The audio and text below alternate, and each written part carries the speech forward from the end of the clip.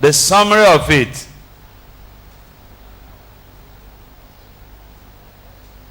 The summary of it is that we cannot run away from this stark reality that Nigeria has to be restructured.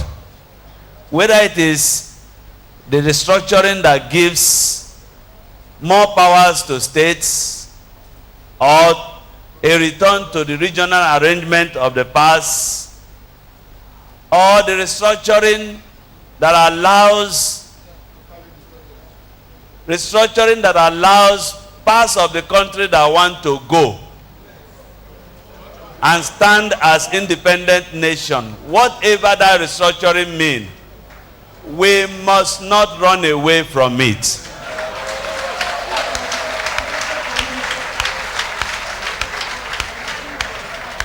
And our position as bishop, and I must say now, I'm carrying you along as a diocese, is that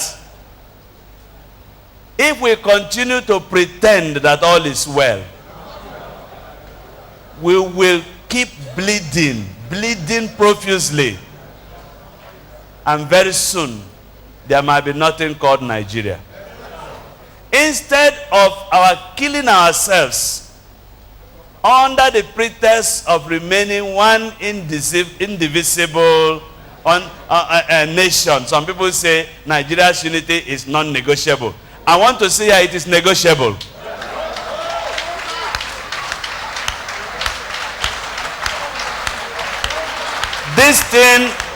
This thing is like marriage. You don't force two people to get married.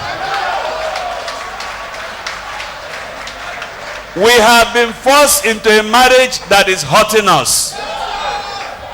And every day we are dying and pretending to be one. Please, instead of our killing ourselves, and there will be no Nigeria left, let us come to a round table like this. Bring Nigeria as a cake. Bring one big knife and share the cake. Share the cake. Share the cake.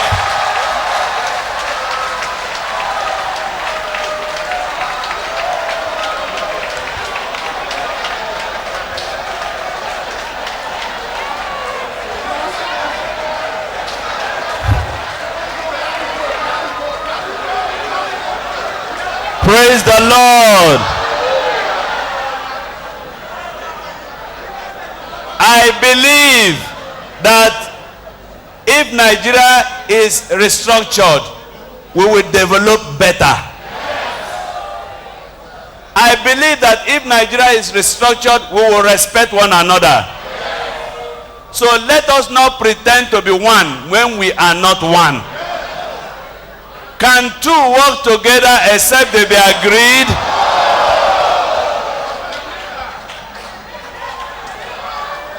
Our leaders must shun all forms of hypocrisy and support this move.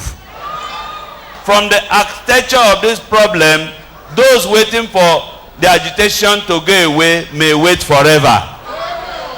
The time to act is now.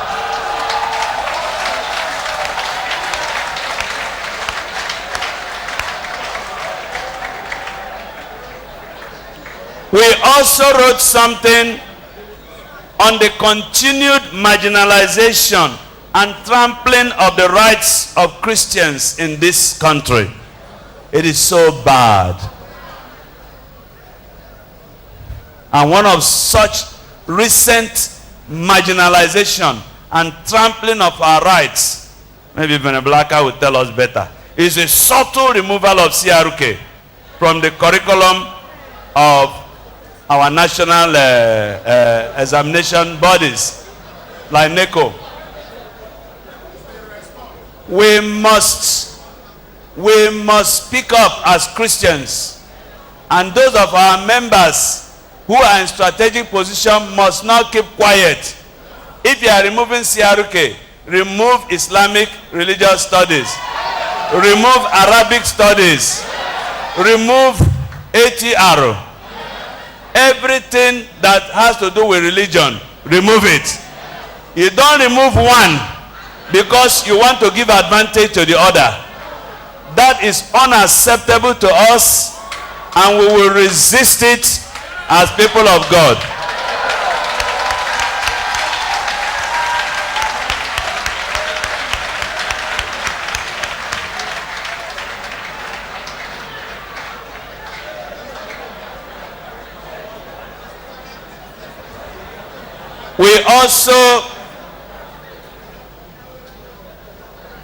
We also wrote something on careless and unguarded utterances by our political leaders.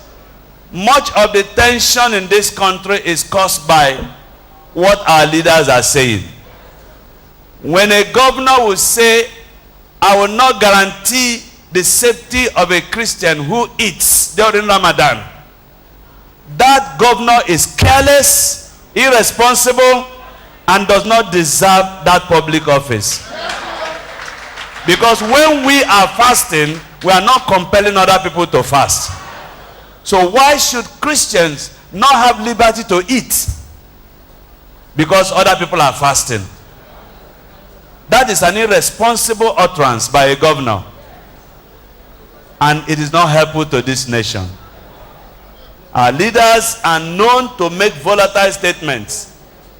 Political leaders, traditional leaders, leaders of the National Assembly, leaders in the executive, it will not help our country. So our leaders must be careful. If we want to remain as one, we must avoid saying things that will provoke the other section of the country. It's a warning. It's also an advice. So we enjoin all political leaders to watch their utterances. The security and well-being of the country, of the citizenry, is of much more importance than primordial political gains or religion. The polity is already heated, and the fabrics of our national cohesion terribly stretched.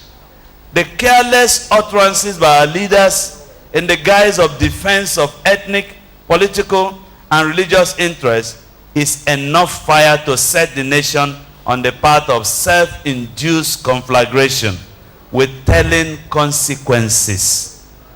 If truly we treasure our continued existence as a people of one nation, the present-day government and its security apparatus must appear and act at all times in a fair and just manner when issues of hate speech hit up the polity. Inasmuch as we commend the acting president Osibanjo's actions and series of meetings to arrest the situation, we demand that the government must divest itself of every vestige of partiality and religious bias when these issues occur. Mere condemnation of such utterances without any form of action to punish offenders amounts to bare-faced hypocrisy and nothing more. Nigeria is bigger than any person, political affiliation, or religious fanaticism. If we keep toying with the current gale of careless utterances and hate speech, we will only arrive at one destination, that is calamity. On their part, the media must redefine their news values, in this case, to reflect national exigencies. Their reportage of the activities and utterances of political, religious, and ethnic groups and persons must put the nation first. Again, bloggers on the social media should not provide their platforms for fanning the embers of disunity, tension, and incitement to violence.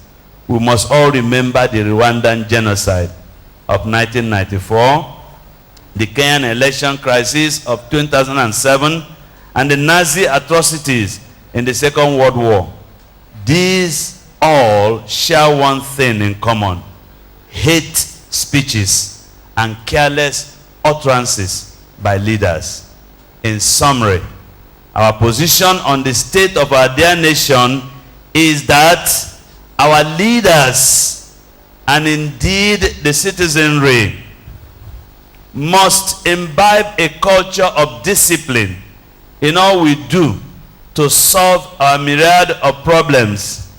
If the politician imbibes discipline on matters of politics, public finances, and projects, if our electoral umpires commit to discipline in overseeing elections and reflecting the people's choice in results, if teachers imbibe discipline in their relationship with their students, if ministers of the gospel show and teach discipline, if those in the civil service entrusted with public funds go about their duties with discipline, if ordinary citizens show personal discipline within and outside their homes, then more than 90% of our national problems would have been solved.